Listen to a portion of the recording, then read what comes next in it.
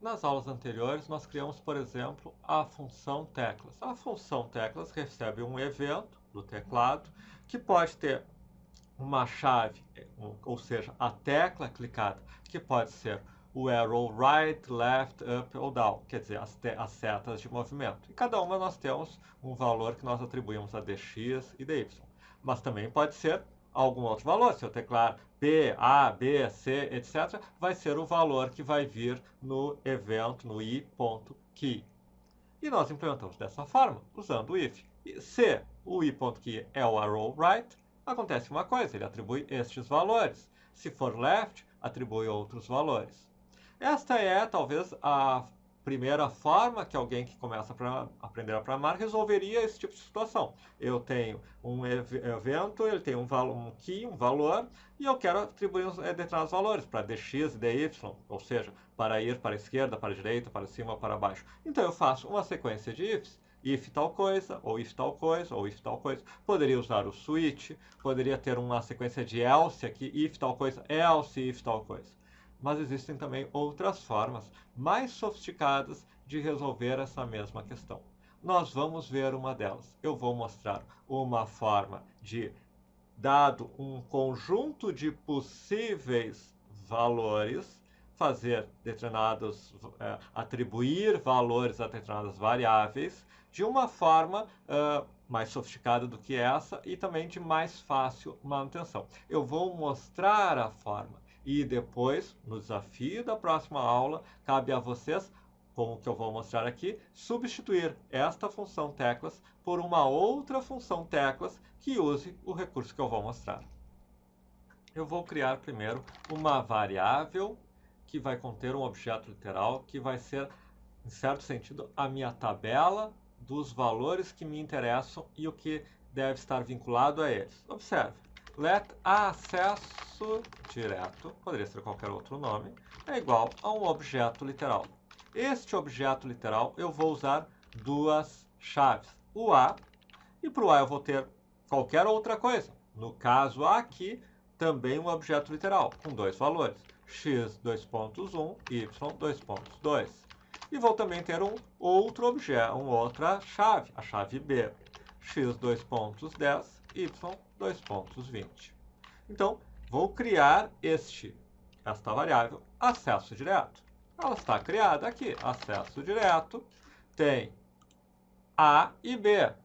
O A tem x e y, o B tem x e y, mas o que interessa é que tem o A e B. Eu posso acessar um objeto literal dessa maneira, acesso direto, ponto A, acesso direto, ponto B.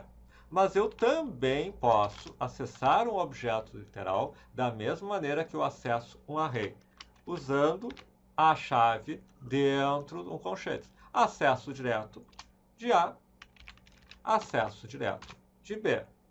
Se eu fizer acesso direto de um C, obviamente retorna undefined.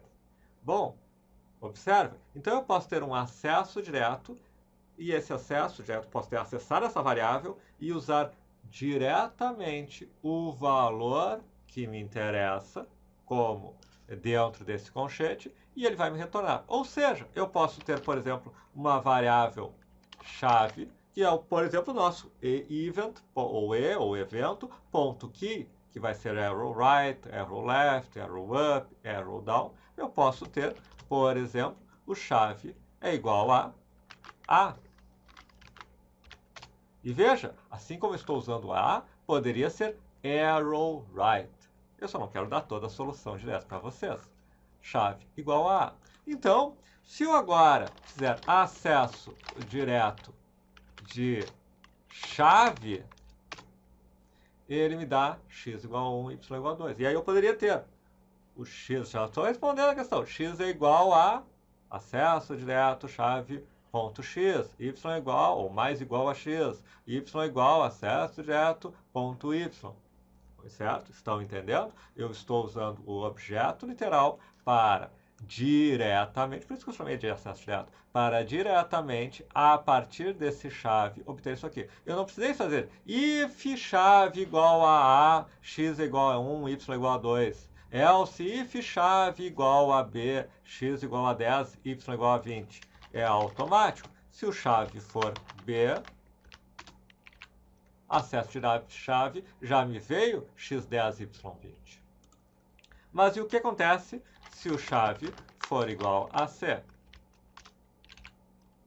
Ele vai dar undefined, porque o chave direto de C não existe. E o pior, se eu fizer ponto .x, por exemplo, ele vai inclusive dar um erro. Aí nós temos, isso não é assunto para agora, mas no JavaScript avançado a gente tem como lidar com isso também. Mas eu posso ter o seguinte, observa o que eu vou fazer como código. If chave dentro de acesso direto. E quando ele faz isso, ele testa se aquela variável é alguma das chaves, que no caso são apenas A e B, é alguma das chaves daquele objeto literal. If chave em acesso direto, eu posso dizer, por exemplo, alert acesso direto chave ponto x.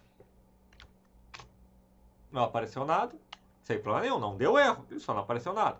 Mas se eu agora colocar chave é igual a B, ele me exibiu 10. Se eu criasse, por exemplo, se eu recriasse este objeto aqui e ele tivesse um elemento C, dois pontos, x, dois pontos, 100, y, dois pontos, 200, e agora o chave fosse novamente C, ele vai exibir 100. Então, o que eu criei aqui? Eu criei uma forma de, dado um determinado valor, por exemplo, se o valor for A, eu posso somar 1 e 2 em alguns elementos. Se for B, eu posso somar 10, 20. Se for C, 100, 200. Sem usar o if. Eu não fiquei fazendo if, if chave igual a x é igual a 1. If chave igual a B, x igual a 10. If chave igual a C, x igual a 100. Eu fiz só uma única linha, e aqui pode ter, não 3, poderia ter 10, 20, 50, 200 itens, e eu não tive que ir no código ir colocando mais e mais ifs ou mais itens num switch. Eu fiz diretamente uma única linha de código que pega todos os elementos, todas as chaves e gera o valor delas, ou pode gerar uma ação, poderia inclusive chamar uma função, etc. E se não for nenhum deles, ele simplesmente não entra no if. Este mesmo recurso vocês podem vir agora em teclas e transformar todo esse código num código de praticamente uma linha e criar na estrutura simplesmente a referência, uma estrutura que tem a referência do arrow right, left, up e down, e aí ele já vai fazer o movimento correspondente, usando um recurso mais sofisticado. E isso faz toda a diferença, porque, por exemplo, uma situação bem simples. Vocês estão numa entrevista de emprego, alguém lança um desafio desse tipo e uma pessoa faz exatamente isso aqui e outra vai pela solução muito mais sofisticada que nós apresentamos e o entrevistador vai olhar e dizer, bom, esse tem um nível básico de programação, esse tem um nível bem mais avançado de programação, porque vocês dominam uma solução mais sofisticada. E é exatamente o nosso objetivo nesses cursos, não apenas ensinar o básico, mas irmos além e começarmos a apresentar recursos e técnicas mais sofisticadas de programação, como essa que vocês devem fazer e que nós iremos mostrar a solução no vídeo seguinte.